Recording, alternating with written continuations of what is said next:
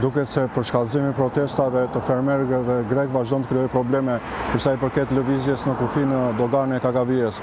Pala greke ka njoftuar se prej orës 18 të mbrëmjes së sotme deri në orën 21, pra me orën greke, dhe prej orës 17 deri në orën 20 me orën shqiptare, për 3 orë me radhë do të bllokohet lëvizja në aksin rrugor për sa i takon rrugës kombëtare në veri të Greqisë, e cila lidh doganën e KKV-s me zonën e Janinës.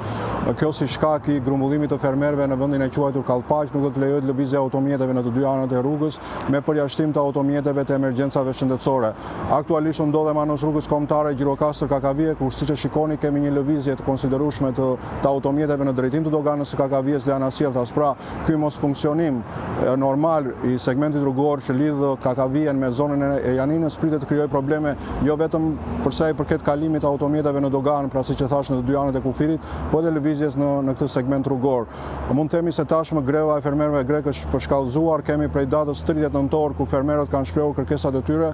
Sipas mediave greke, në 50 vend qëndrime në të gjithë Greqinë janë ngritur bllokada ku traktorë dhe automjete bujqësore nuk lejojnë që të kalojnë dhe të lëvizet normalisht në këto segmente rrugore. Sipas mediave greke, gjithmonë kërkesat e fermerëve janë ekonomike.